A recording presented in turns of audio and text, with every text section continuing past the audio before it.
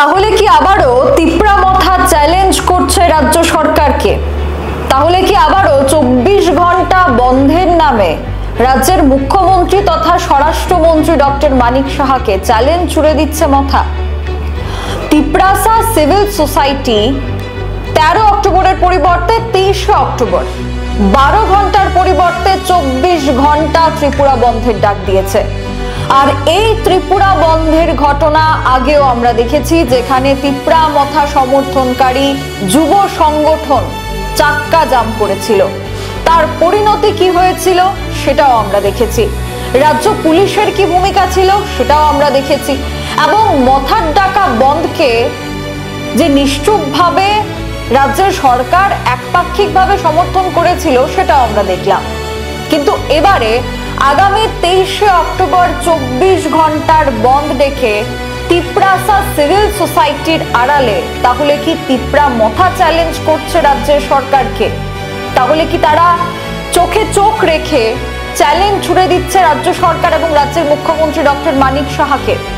এবং একবার যেখানে রাজ্যের মানুষকে হেনস্থা হতে হয়েছে, এর পরের বার অর্থাৎ আগামী 23 অক্টোবর যাতে রাজ্যের মানুষকে হেনস্থা না হতে হয়, তার জন্য কি উদ্যোগ গ্রহণ করবে রাজ্য সরকার?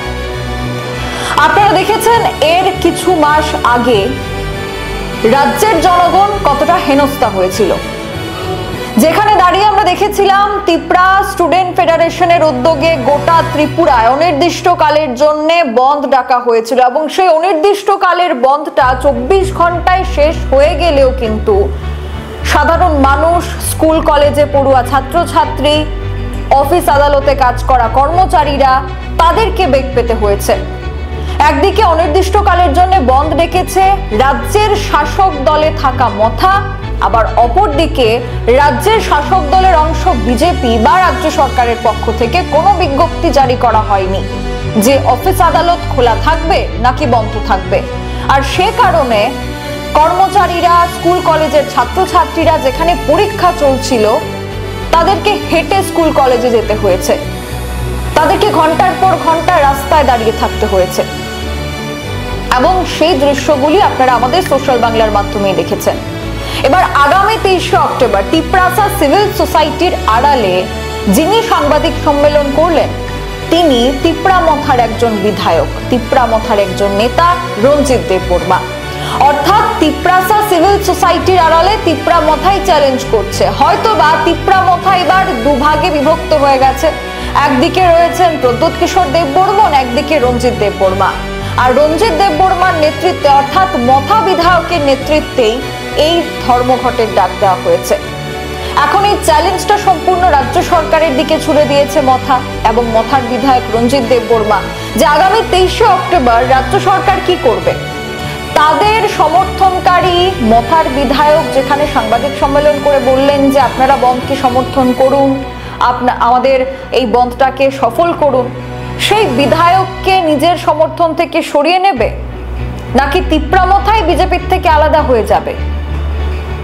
এবং যদি এমনটা না হয়ে থাকে তাহলে সরকারকে একটা পক্ষ তুলে ধরতেই হবে। স্কুল কলেজ, অফিস আদালত যদি খোলা থাকে তাহলে অবশ্যই কর্মচারীদের, স্কুল কলেজে পড়ুয়া ছাত্রছাত্রীদের নিরাপত্তার দায়িত্ব নিতে হবে রাজ্য সরকারকে, রাজ্য পুলিশকে এবং রাজ্যের মুখ্যমন্ত্রীকে। এখন দেখার বিষয় গত ঘটনা থেকে শিক্ষা নিয়ে রাজ্য সরকার আগামী 23 অক্টোবর যেখানে পুজোর মাহল রয়েছে, দীপাবলির মাহল রয়েছে এবং অন্যান্য দিকে অফিস আদালত খোলা থাকবে, ঠিক সেই সময় দাঁড়িয়ে রাজ্য সরকার রাজ্যের মানুষের নিরাপত্তা দিতে পারে নাকি তাদেরই শরিক দল মথা পেছন থেকে তিপ্রাসা সিভিল সোসাইটির নামে যে 24 ঘন্টা ত্রিপুরা বন্ধের ডাক দিয়েছে সেখানে চুপ করে বসে থাকে? আপনারা আপনাদের মতামত জানাবেন। এখনকার মতো বিদায় নিচ্ছি। এই প্রতিবেদন থেকে আপনাদের সাথে ছিলাম আমি সুজাতা। পরবর্তী খবরাখবরের জন্য চোখ রাখবেন সোশ্যাল বাংলায়। নমস্কার। শ্যাম সুন্দর কোম্পানি জুয়েলার্স, চমক ভরা ধানতেরাস 10 অক্টোবর থেকে 22 অক্টোবর পর্যন্ত। খুশির রোশনাইতে সানন্দ আহ্বানে সম্পদ ও ঐশ্বর্যের দেবী পা রাখুক আপনার ঘরে।